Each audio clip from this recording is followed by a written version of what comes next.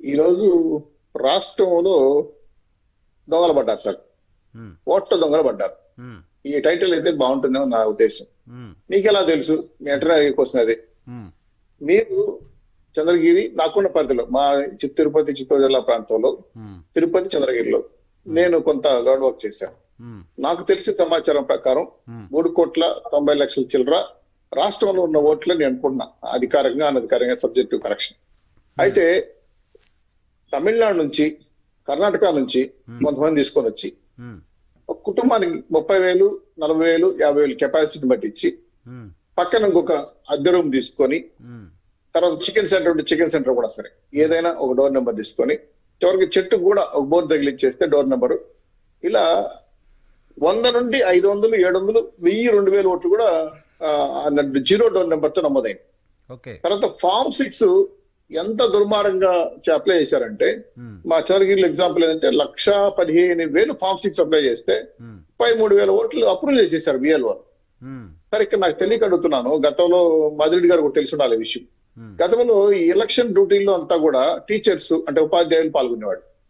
వాళ్ళు చాలా క్లియర్ గా ఎవరు ఏంటనేది వాళ్ళ ఉద్యోగ ధర్మరీత్యా వాళ్ళు కరెక్ట్ గా నిర్వహించేవాళ్ళు. ఉమ్, ఇది ఎవరైతే బిఎల్ఓలుగా వచ్చినారో వాలంటీర్లని, అలాగే సచివాలయ సిబ్బంది అని, ఉమ్, ఈ మధ్య నాకున్న సమాచారం ఏంటంటే మహిళా కానిస్టేబుల్ కూడా బిఎల్ఓలుగా పెట్టారనేది నేను చూశాను. అవును, కంప్లైంట్ లో ఉంది మరి అది కూడా. ఎందుకు పెట్టారు ఉమ్, సార్?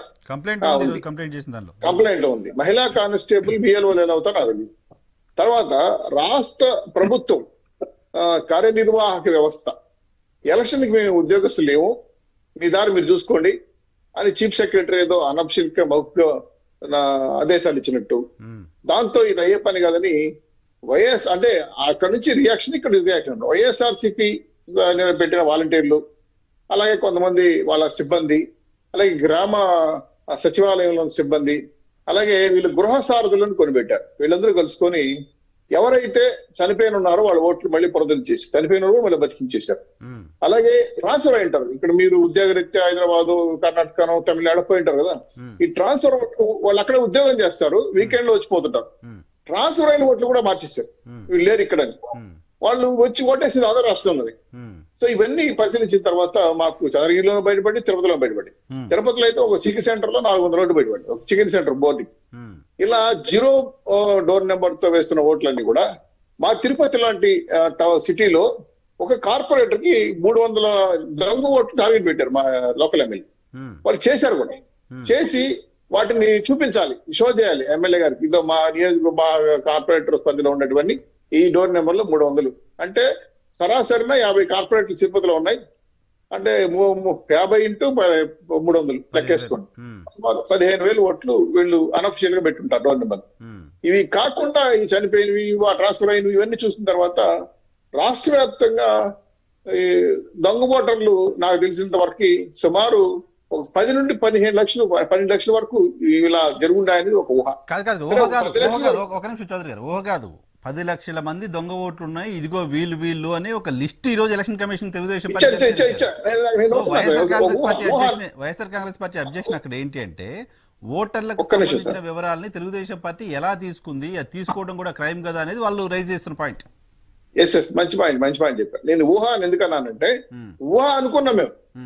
ప్రాక్టికల్ వెళ్ళే లోపల మేము మాకు లిస్ట్ ఇచ్చింది ఎలక్షన్ కమిషన్, ఆర్డీఓ, వివిధ ప్రతిపక్ష పార్టీ వాళ్ళందరూ పిలిపించి ఆర్డీఓ గారు జాయింట్ కలెక్టర్ మీటింగ్ పెట్టి ఓటర్ లిస్ట్ ఇస్తారు, వెరిఫై చేసుకోవాలి. ఆ తెలుగుదేశం పార్టీ కార్యకర్తలు డోర్ టు డోర్ తిరిగి ఇవన్నీ పట్టాం. పట్టేది కాకుండా ఈ చనిపోయిన ఓటర్లు, మాకు 5 ఏళ్ళు 10 ఏళ్ళ క్రితం చనిపోయినాడు కూడా తిరిగి ఓటర్గా నమోదైపోయాడు. మాకు ఆశ్చర్య కలిగిన ఏంటంటే, తెలుగుదేశం పార్టీ ఓటర్లకి సచివాలయం నుంచి ఒక ఫోన్ వస్తుంది. మీ ఇంట్లో హెల్త్ వర్కర్స్, హెల్త్ సంబంధించిన సమస్యలు ఉన్నాయా, ఉంటే మాకు చెప్పండి, లేకపోతే లేదని చెప్పండి, లేదంటే ఏదైనా బాలింతలు కానీ లేదంటే గర్భవతులు ఉంటే కూడా తెలియజేయండి అని చెప్తారు. ఎవరు లేరు మనం చెప్తా కదా కామన్ సచివాలయం నుంచి అని చెప్పి. అయితే మీరు ఉన్న కంప్లైంట్ నోట్ చేసుకుంటాం, మీకు ఒక ఓటీపీ వస్తుంది, అది తిరిగి మాకు చెప్పండి, మేము ఏమీ లేదని రాసుకుంటాం అని చెప్తారు. అది నాకే వచ్చింది ఆ ఫోన్, కర్మగాలి. సరే, నేను లేడీ మాట్లాడారు. నాకు నా తిరుపతిలో నా వార్డులో ఎవరు వాలంటీర్ నాకు తెలుసు. లేడీ మాట్లాడేది నీ వాలంటీర్ అని చెప్పేది నాకు డౌట్ వచ్చింది. ఏం మా విషయం అంటే ఇది. తీరా లెక్కే చూస్తే నా ఓటీపీతో నా ఓటర్ తీసేస్తారు, నీ ఓటీపీ నెంబర్ చెప్తే. అమ్మా మా వార్డులో వాలంటీర్ మగవాడు, ఆ అబ్బాయి వస్తే నేను నేరుగా వస్తే ఓటీపీ ఇస్తాను, మీరు ఎక్కడి నుంచో వాలంటీర్ అంటారు, వాలంటీర్ మాకు వార్డుకి లేరు కాబట్టి ఆయన వెంటనే క్రాస్ చెక్ చేసి మాట్లాడిన తర్వాత వెంటనే ఫోన్ కట్ చేసింది. తీరా నేను చెక్ చేస్తే ఏదో ఒక లేడీ పేరు వచ్చింది ఆ ఫోన్ నెంబర్ లో, ట్రూ కాలర్ లో. ఇలా చాలా పెద్ద ఎత్తున రాష్ట్రంలో ఓట్ల దొంగలు పడ్డారు. పడిన తర్వాత దీన్ని దొంగ అంటే ఎలా వెళ్తారో ఇప్పుడు చూడండి. విజయసాయి రెడ్డి గారు కంప్లైంట్ ఇచ్చారు. ఏమని ఇచ్చారు మాకు ఎలా తెలిసింది? ఎలా తెలిసింది? ఆశ్చర్యంగా అడుగుతున్నా. నాకు అంతగా ప్రజాస్వామ్యంలోనో రాజకీయాల్లో కాదు ఇక్కడ అంటే నాకు మొన్న ఎవరో డిబేట్ లోనే చెప్తున్నారు వైసీపీ తెలుగుదేశం పార్టీ కూడా సమ్ ఏదో పేరు పెట్టి కొంతమందిని జనాల దగ్గరికి ప్రతి ఇంటికి పంపిస్తున్నారు. వాళ్ళు కూడా ఏదో ఫోన్ తీసుకొని ఆ నంబరు ఓటీపీ వాళ్ళు అడుగుతున్నారు. ఆ ఓటీపీ ద్వారా ఆ ఫోన్ నంబర్ వాళ్ళకి ఇవ్వడం ద్వారా వాళ్ళు కూడా పర్సనల్ ఇన్ఫర్మేషన్ ఏదో తీసుకుంటున్నారు అనేది కంప్లైంట్. నేను క్లారిఫై చేస్తాను అస్మరావు గారు. అఫీషియల్ గా ఆంధ్ర రాష్ట్ర ఎలక్షన్ కమిషన్ వెబ్సైట్ పెట్టింది. దాన్ని మనం కొడితే మన జిల్లాల వారీగా, మండలాల వారీగా, పట్టణాల వారీగా ఓటర్ లిస్ట్ వస్తే చూడండి. మీరు కావాలంటే మీ పేరు ఓటర్ లిస్ట్ చూసుకోవచ్చు. ఇది మేము ప్రతి ఒక్కరికి, ప్రతి పట్టణానికి, ప్రతి గ్రామానికి, మండలానికి ఇచ్చేసాం ఈ వెబ్సైట్ లింక్ ని. వాళ్ళు చెక్ చేసుకున్నారు నా ఓటు ఉందో లేదని. ఇట్లా మా మండల పార్టీ నాయకులు, మా పట్టణ పార్టీ నాయకులు, మా జనసేన మిత్రులు అందరూ చెక్ చేసుకున్నాం. పైగా ఈ ఎలక్షన్ కమిషన్ అంటే బిఎల్ఓల్ గా పైన ఉన్నటువంటి రిటర్నింగ్ ఆఫీసర్ మీటింగ్ పెట్టాడు. మీటింగ్ పెట్టి ఓటర్ లిస్ట్ ఇచ్చారు. ఓపెన్ గా చెక్ చేసుకుంటారు మీరు. ఈ మధ్య మా తిరుపతిలో కూడా పెట్టారు. చెక్ చేసుకున్నప్పుడు చనిపోయిన ఓట్లను మాకు బయటపడ్డాయి. సో వీటితో పాటు ఒక్కొక్క ఓట్లు 0 ఓట్లతో 200-300 నమోదు కావడం అక్కడ మేము మళ్ళీ క్రాస్ చెక్ చేసాం. ఈ తమిళనాడు నుంచి తెచ్చి ఇళ్లలో పెట్టిన విషయం ఇట్లా బయటపడింది. తమిళనాడు నుంచి ఒక కుటుంబాన్ని తీసుకొస్తారు. తమిళనాడు నుంచి తెస్తే తిరుపతికి తెస్తారేమో కానీ మొత్తం రాష్ట్రంలో 10 లక్షలు ఎక్కడి నుంచి వచ్చారు అని. ఒక్క నిమిషం, అక్కడికే వస్తున్నారు. అక్కడే వస్తున్నారు. నాట్ ఓన్లీ తిరుపతి సార్, తిరుపతిలో ఇలా పెట్టచ్చు. చంద్రగిరి వాళ్ళు ఎక్కడ పెడతారు, ఇక్కడ చంద్రగిరి పెడతారు. మీ ఊర్లో మా ఊరు పెట్టొచ్చారు, మా ఊర్లో గాదే వెంకటేశ్వర పెడతారు. అంటే ఇవన్నీ వాళ్ళకి తెలిసి ఉంటాయి. తిరుపతి బై ఎలక్షన్లు బయటపడ్డాయి. పక్క ప్రాంతం తిరుపతి టౌన్ లో బయట ప్రాంతాల వాళ్ళ ఓట్ల నమోదు అనేది నాకు తెలుసు. నేను అక్కడ పనిచేశాను 2009లో. అప్పటికే బయట ప్రాంతాలకు సంబంధించిన వాళ్ళే కొంతమంది ఒక 2000-3000 బయట నుంచి తీసుకొచ్చి నమోదు చేస్తారనేది నేను అప్పుడే వినేవాడిని. బట్ ఇంత పెద్ద స్థాయిలో 10 లక్షల మంది ఇతర రాష్ట్రాల వాళ్ళు తీసుకొచ్చి ఓట్లు నమోదు చేయించడం అనేది ఎలా పాసిబిలిటీ ఉంటుంది? మంచి పాయింట్ చెప్పారు. నేను చెప్పేది రాష్ట్రం అంతా 10 లక్షల మంది దొంగ ఓట్లు ఉన్నాయనంటే తిరుపతిలోనే 35,000-40,000 ఓట్లు వేశారంటే అవి 0 ఓట్లు కదా. ఇప్పుడు పక్క రాష్ట్రం నుంచి, పక్క ప్రాంతం నుంచి బస్సులు వేసుకుని వచ్చి ఓట్లు వేశారు 2-3,000 ఓట్లు పైచలకు. ఇది ఎలా ఉందంటే వీళ్ళ అనుకూల వర్గం వాళ్ళు లేదా వీళ్ళ అనుకూల పార్టీ నాయకులు అనేక రకాల పేర్లతో నోట్ చేసుకొని ఆ కాన్స్టిట్యూన్సీ ఈ కాన్స్టిట్యూన్సీ అడ్జస్ట్మెంట్ పెట్టుకొని కొంతమంది లేబర్స్ ని పుట్టించుకొని తప్పుడు అడ్రస్లు పెట్టి ఇలా సృష్టించదగ్గది నిజమే. దీన్ని ఎలక్షన్ కమిషన్ ఆల్రెడీ మీకు అనంతపూర్ లో ఒకసారి ఆర్డీఓ సస్పెండ్ చేశారు. ఒక 10 మందిని బీఎల్ఓ సస్పెండ్ చేసిన విషయం కూడా తెలిసింది. ఈ మధ్య కాలంలో చంద్రగిరి కూడా యాక్షన్ జరగబోతోంది. టోటల్ గా ఏంటంటే రాష్ట్రంలో మనం ఓడిపోతున్నాం. వైఎస్ఆర్సీపీ పార్టీ పరిస్థితి బాగాలేదు. కౌంట్ డౌన్ స్టార్ట్ అయింది. సో మళ్ళీ గెలకపోతే నేను జైలుకి వెళ్తాను, నా పరిస్థితి బాగాలేదు. ఇంక ఎమ్మెల్యేలు మంత్రి ఎంపీలంతా బాగా చెప్పేసారు, చూస్తున్నారు కదా.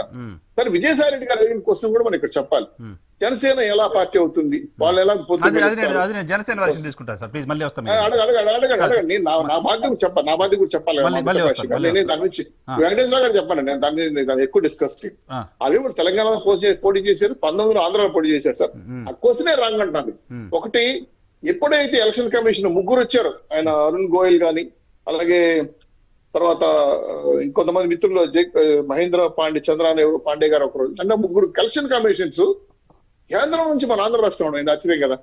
ఏ రాష్ట్రం జరగలేదు ఈ విధంగా. పరిశీలకులు వస్తూ ఉంటారు సార్.